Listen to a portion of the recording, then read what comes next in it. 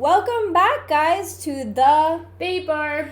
Woo! So with every episode, we have to start with a drink. Yes, so today we have something very delicious, delicioso, Very for you all. exciting. And if you can see by our cute little dude in a cute little Tito's jacket, we are drinking Tito's today.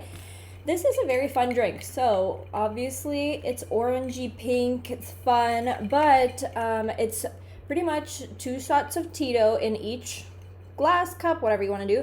And then it is a Starburst Crystal Light, almost like a pink Starburst Crystal Light. So we poured half a packet in each, and then some orange Gatorade. And honestly, hydrating and fun. I think it's one of those drinks so the reason we chose it is because both of those additives are 0 calories. Yeah, honestly. And so we were like, whatever is like something sweet, something fun.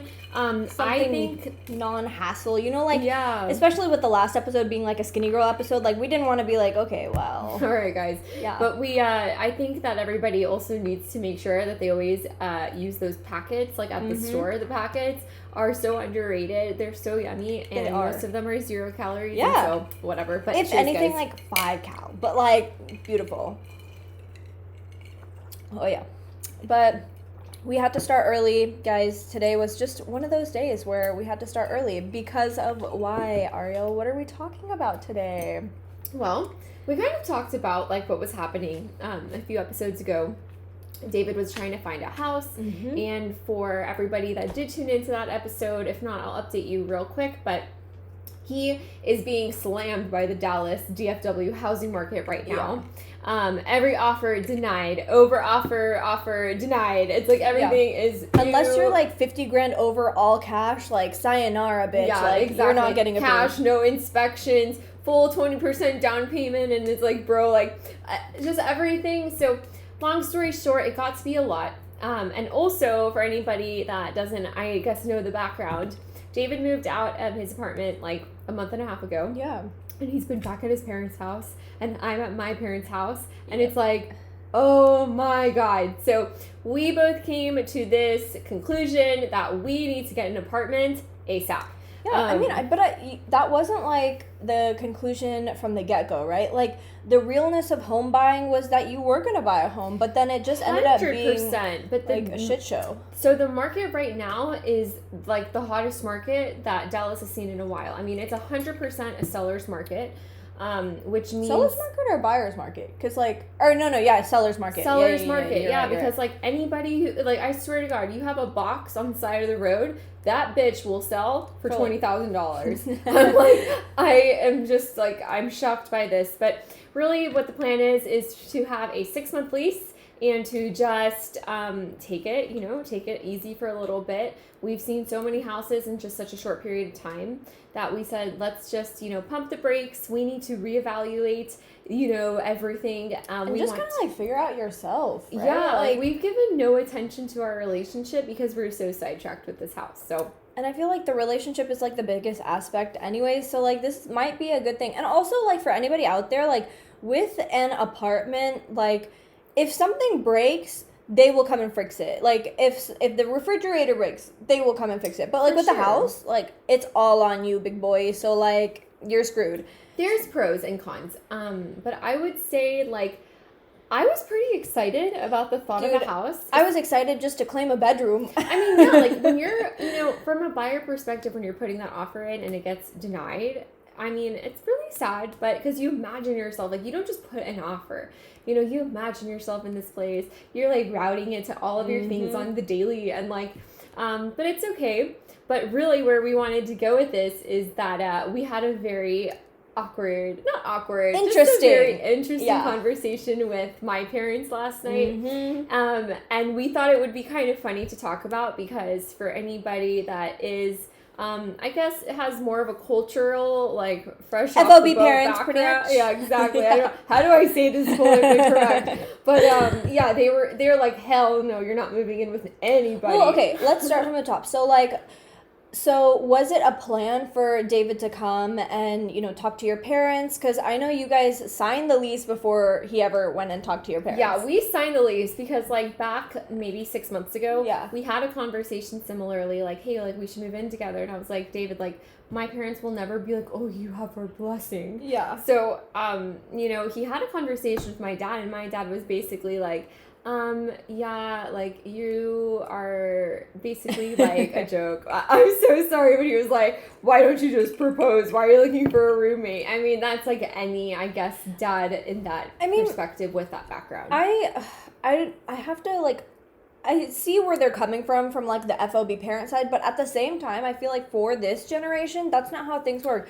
Like, people want to have security and feel security and, like, feel that they're in the relationship that, is long term, and every relationship is so different. Like, me and Nishan's relationship is one thing, you and David's relationship is another thing, and, like, the next couple is another. So, like, for them, if living together is, like, what they need, I feel like parents, at least in my opinion, should respect it. Yeah. It was actually, like, a pretty good conversation. As Simran already said, we signed before we had the conversation just with them. To, like, Yeah, just because we're like, we just need to, like, seal this in. But it wasn't that bad. It was planned. Like, we already, like, we're on the phone, like, coaching each other, talking about it. This is how it's going to go. Like, David say this. Like, Ariel say this. And it's just like, Yeah, but it was really chill when it came down to it. So that was interesting. But that's, for, I guess, anybody that would have parents like mine. I mean, I know Simran does, but that's like a very, very, very big obstacle to try to overcome. Oh, yeah. But we did it. Yeah. So, okay, so walk me through this conversation, though. Like, I know that there were, like, okay, so I guess not yet walk me through, but, like, how did you feel before you went into that conversation? So right before, it was a lot of mixed feelings. It's like, okay, like, if my parents are really, really upset, like, are we going to not do this? Are we not going to follow through? And, like, I don't want to necessarily, like, break off a good relationship with my parents over this right now, but, like, I love this guy and I really want to, like, make this happen. Mm-hmm. And then I'm 25 years old. Like, why am I over here, like, so concerned about what my parents think? But then again, like, okay, like, I do understand why, because I was raised that way. And so it was like ping pong. Dude, yeah, it's because, like, environmentally we were grown in one culture, but, like, culturally we are another. So it's just, like, I feel like that ping pong will forever be there, at least for us. I don't know. Yeah, it will be, but I think it's just a matter of, like, every situation you have to approach differently. Oh, 100%. But, and it's also, something that I guess some of my peers that maybe, like, are a little bit more on the conservative side wouldn't do either. And so I have, like, a mix of people in my life. Like, some of my friends are pretty conservative and they're like, I don't want to have sex before marriage. I don't want to have this before marriage. Mm-hmm. And then you're like, but then there I respect that so much. And then I'm like, should I have been like that? And then it's just like constantly, but you have to just, I just told myself, like, I can't keep overthinking everything in my life, or I'm going to sit back and overthink every day, all day. Yeah, so it's not worth it. And you have to live your life for yourself. You only have one life, and, like, yeah, like, 80, 90, 100 years is, like, seems like a lot, but, like, damn, each day goes by so fast, and by the end of it, you're like, okay, well, I'm 35 and I'm still living it with my parents. So, like, I know. Yeah. And that's actually a fear of mine, to just, like, keep, like, staying at home because it's super comfortable, and then I'm going to look up. Not even comfortable, but out of the fear, at least for me, out of the fear of, like, them saying something, like, oh, okay, well, this doesn't seem, like, culturally appropriate. What are people going to think? What's family members going to think? Like, this is not appropriate for our family to see, and blah, blah, blah, blah, blah. And I'm like, okay, honestly, I don't give a fuck. Like, I'm living my life on a daily basis. Like, you come brush my hair every day. You have sex with my boyfriend then. Like, I don't know what to tell you. You know what I mean? Like, I feel like it's just, like, it's, to me, mentally, I feel like decisions that are that big are just as intrusive as, like, going into someone's relationship and meddling. So, to me, I think it's just as intrusive for, like, I don't know, parents to come into relationships as far as, like, for these bigger decisions, as much as it is for, other people to come into relationships as far as, like, infidelity or XYZ, stuff like that. I don't know, for big decisions like that, I just don't think it's appropriate for parents to, like, especially parents in older generations, to say one thing when, like, the kids have been, yes, culturally brought up the same, but environmentally brought up different. Yeah, absolutely. So there's that. But, so we talked a little bit about how you were feeling before.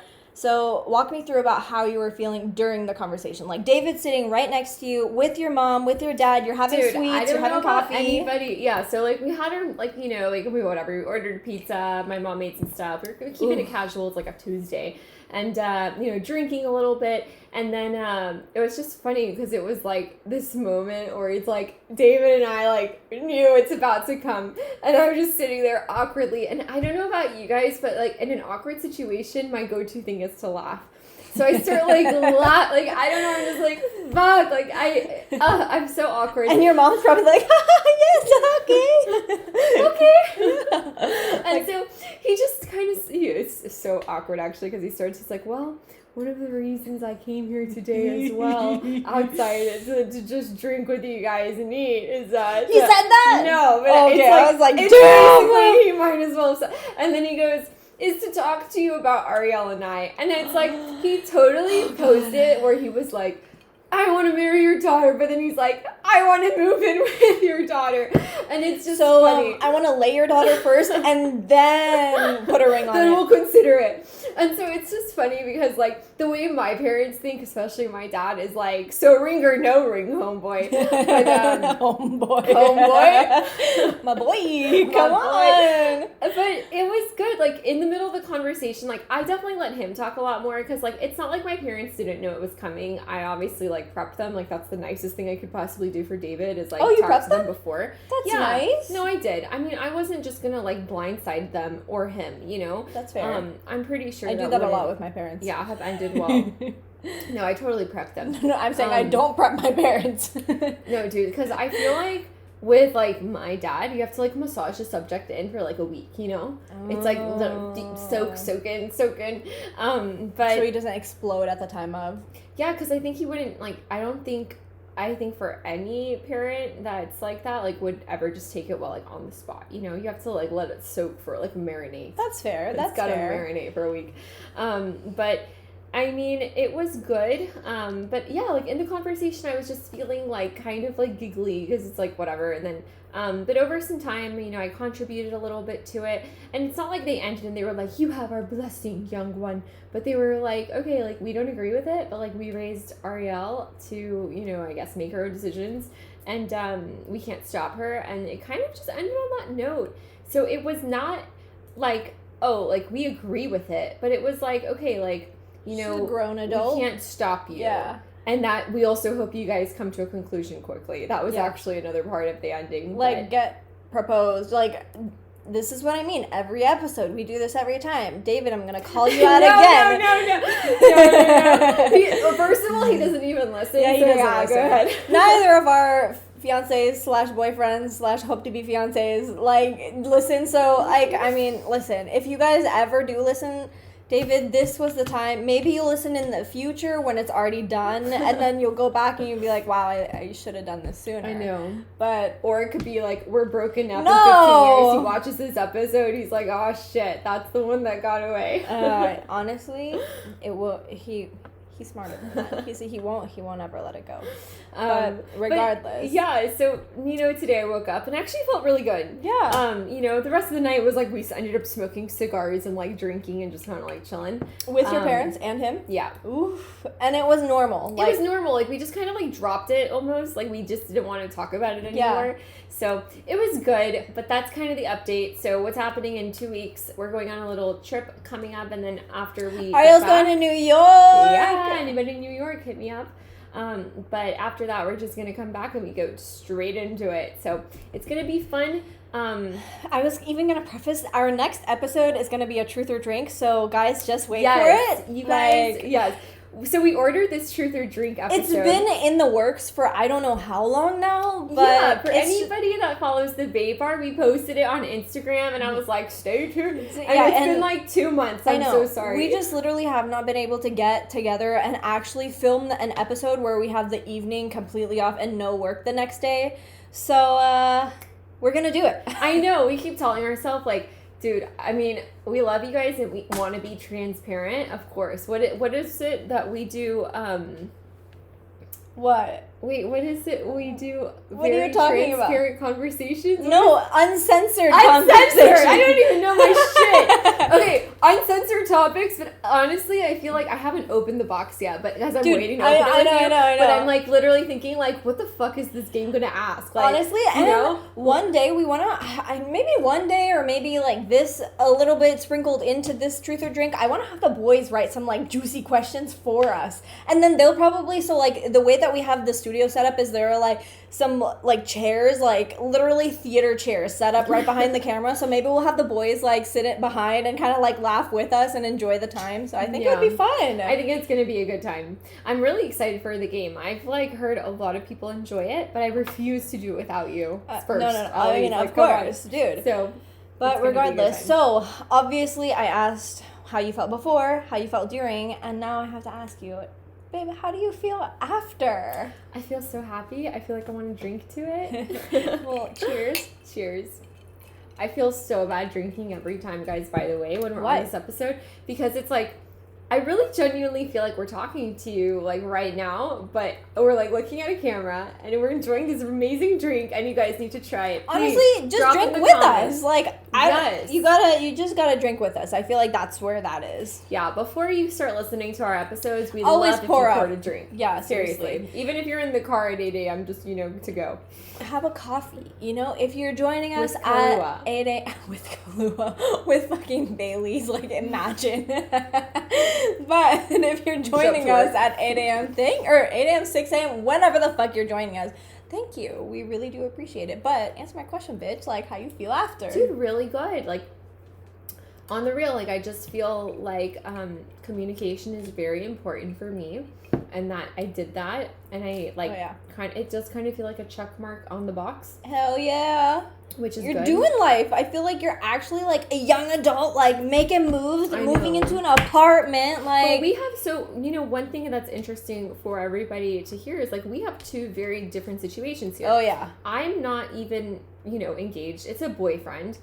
Which is normal, whatever, but like I am moving in with him, and Simran has been engaged now for over a year. Yeah, has been dating a year, Nishan. almost 2 years now. Yeah. Yeah, we've been engaged now almost 2 years. We've been dating for almost 6 years, and I feel like that is just a conversation in itself. I feel like for us moving in and like just that whole thing is interesting because initially we were planning on getting a house. I ended up getting a job.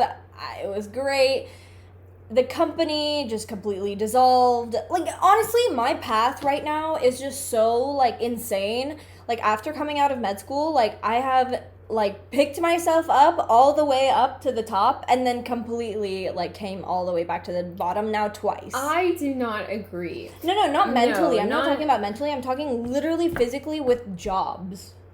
Well, I think that you are also getting an experience that you can only get by just being in the weeds. Like, dude, sometimes you just have to be in the mess. Like, you just have to be, like, in the weeds, making it happen, winging it, and it's gonna come. But, like, I feel like every experience you're going through right now. So tell, like, some people, I guess, like, I know it hasn't been that long since you've left medical school, but, like, what is it kind of looking like now? For anybody that maybe quit medical school like a week ago, where are you at, like, a few months leave later? the comment below wherever you guys are at. And so kind of going into that, like, there's just a lot that has gone on, and I feel like honestly it's like so much to talk about, like, just even in this episode. Like, I would gladly, like, I feel like I should do an update at least on like how I am out of medical school, maybe like 8 or 9 months, but right now it's only been like 4 months. But what has these last 4 months looked like? Like, dude, definitely we should check in like a few more months. But right now it's like the midpoint to the first check-in. Yeah, it's looking mentally really, really good. Like, as far as like actually leaving that like whole environment, and I don't know, like I said from the get-go, I'm a very spontaneous person, and I felt like I had my life signed away until I was 70 and I had 4 years to die, and I just didn't want to do that anymore. And so mentally I'm in a much better place than I was before, but physically, like, okay, I've been going to the gym a lot, and like that's a different story. I'm not talking about physically like in the gym, I'm talking physically like with jobs in hand and stuff. I've gone through like at least I want to say 20 interviews, and all of them have been really like good, killed it, whatever. I got a job, and then I ended up leaving the job because the guy was like really verbally abusive. And then I was like off for 2 months because like it takes time to find a job. And then I got another job, and I'm not going to name the company because I'm not that type of person to, exploit or expose or whatever that like negativity, but pretty much just out of the random, mind you, I started this job last Monday. We are now like just the next Wednesday, and she was like, oh, I need to go to the hospital, and then fired me. Like, for no reason at all. And Ariel seen the email, like, there was no logical reason as to why. And I mean, like, I'm grateful she paid me for, like, the week and 2 days that I worked. But, like, I never even got a response back from why she, like, let me go or whatever. I love constructive criticism by all means. And, like, I love to be able to learn from my mistakes. And I honestly felt like I didn't have mistakes. But also I feel like if I did have mistakes, her communication was just terrible. So I couldn't even, like... I couldn't even learn. Yeah. Regardless, I worked with her for a week, and now I'm fully unemployed again. And so it's just kind of physically been a challenge. I guess physically and mentally been a challenge in that department, but mentally, like, apart from, like, job search, I've been so much better. Yeah. Because, like, I've been actually trying to, like, not actually trying, but, like, actually doing exactly what I want to do. I'm finally trying to, like, create these creativity type of things. Like, we have a fucking podcast. Like, that's insane. I pitched this idea, or I guess we kind of came up with this idea in the bathroom. This is all Simran, but yes, continue. Dude, but, like, that was, like, months before I left medical school. That was when I came back, and the pandemic has just started. Yeah. And, like, the pandemic wasn't even super serious, so we, like, got together, and that was it. Like, I pitched it to her then, and then all of a sudden, like, months later, we're here. And I finally have a YouTube channel that I'm actually able to pursue. And I know a lot of these things may seem, like, silly or, like, oh my gosh, content is so oversaturated in, like, on YouTube and Instagram and whatever. But, like, it's just something that I'm so passionate about just because, like, there were so many years that I watched the same YouTubers and followed the same Instagrammers. And they got me through so many dark times just watching their families and watching their personality grow. And it gave me the strength and courage to move on, and it gave me an entertainment and a source of, like, happiness that I could, like, rely on. Like, if they were posting Monday, Wednesday, Friday, like, bitch, I'm gonna be there at, like, 11 a.m. when they post. So I want to be able to give that same entertainment and that same content and happiness as some people did to me. So here I am, kind of fulfilling my dream. So mentally in that department, I'm doing fucking fantastic. That's amazing. Yeah. And the good thing is that, mentally is a lot harder to get somewhere than with a job. Like, a job, unfortunately, I hate to say it, unless I guess you're a doctor, but, like, whatever. Yeah. It's very replaceable. 100%. Like, I'm in the same, I guess, department as where Simran is at right now, job-wise, like marketing, sales, like just more of a general, like, advertising, like, that kind of a field is replaceable. There's so many jobs out there that you can just get a next one. Take it from me. I've gone on and gone off within 4 months. Yeah, but mentally is a lot harder to accomplish getting places, so I'm really proud of you. Thanks, bitch. Of Honestly, course. like, I am proud of myself, but yesterday when I actually did get laid off, it was a rough day. Take it from Ariel, like, I was not in a good place. But I don't blame you for that, but just even in, like, 24 hours, how she overcame that was incredible. So I'm really proud of you. Thanks, dude. Of course. I appreciate it. But yeah, I mean, honestly, I would say from my perspective, watching you, it was the best decision you could have ever made. Oh, 100%. Even, like, through these experiences, which have been crazy, but, like, so even through insane. that, I think it's been worth it. 100%. I, like, would not, like, as much as I want to say, like, oh, yeah, I miss, like, medical school and blah, blah, blah, blah, blah. Bitch, I don't. Like, I'm so glad that I'm not in it. Like, more props to the friends that I still have in school. I love you guys. I wish you all the best. I hope Block 3 went really well, because I know Block 3 just passed, and forever, or no, I guess Block 3 would have passed 3 weeks ago when this video comes out, but, like, I hope finals go well, because they're probably going to listen to this around finals time. But regardless, more power to you. I'm so proud of you. It was just not for me. Tito's man is really proud of you guys too. That's the drink talking. Just kidding. Regardless, we are so happy that you guys were able to join us for this episode. Thank you guys. For the talking about like just the realness of moving out and kind of my check-in on dropping out of medical school. And we appreciate you being here with us. Again, if you are an audio only, check us out on YouTube. We are audio and video at The.BabeBar. The BabeBar. I was like, bitch, you took my line. Sorry, bitch.